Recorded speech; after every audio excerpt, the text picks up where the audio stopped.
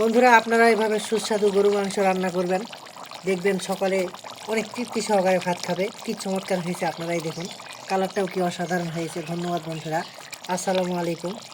সবসময় পাশে থাকবেন। এই ছোট মামা, কি বলো মামা? এই যে আজকে মাটি চলে আবার কি রান্না করবো বলো তো বন্ধুদের। আমরা রান্না করবো আজকে গরুর মাংস, সাথে আলু, সাথে আলু।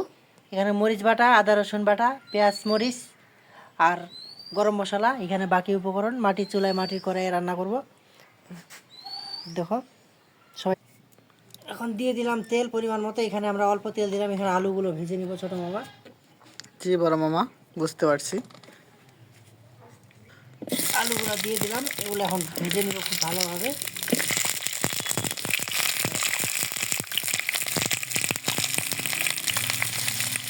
কালার হওয়ার জন্য এখন দিব লবণ, ভালোভাবে নেড়ে দিব। বন্ধুরা এখন ঢেকে দিব, একটু সেদ্ধ হবে, ভাজা ভাজা হবে।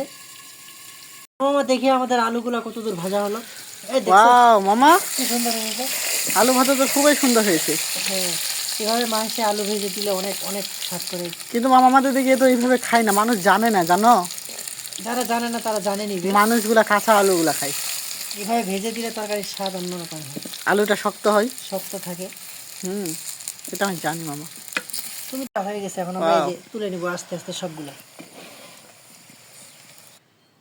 ছোট মামা, হ্যাঁ মামা, এই যে আমাদের আলু ভাজা কমপ্লিট। দেখো কি অসাধারণ লাগতেছে মামা, অসাধারণ লাগতেছে। এমনিও খাওয়া যাবে, সমস্যা নেই, অনেক সুন্দর। রান্নার জন্য পেঁয়াজ, গরম মশলা দিয়ে দিব। এখানে অল্প পেঁয়াজ দিব, পাতলা ঝোল করব গরু মাংস। দিয়ে দিব তেজপাতা। এখন ভালোভাবে ভেজে নিব। ছোট মামা, কি মামা? এখন এখানে আদা রসুন পেস্ট দিব, একসঙ্গে করা আছে।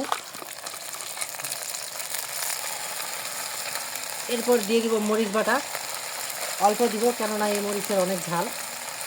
মামা মরিচগুলা কে বাটছিল? বন্ধুরা, আপনাদের ছোট মামা এই সম্পূর্ণ মরিচ বাটছিল।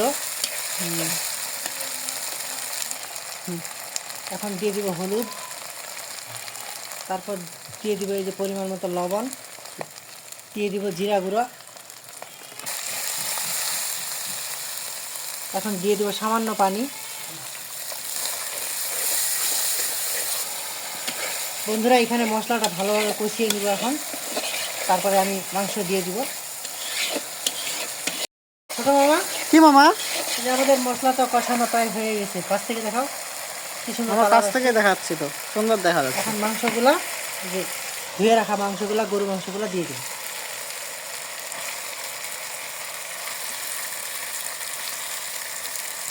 ভালোভাবে কষিয়ে রান্না করতে হবে কিন্তু।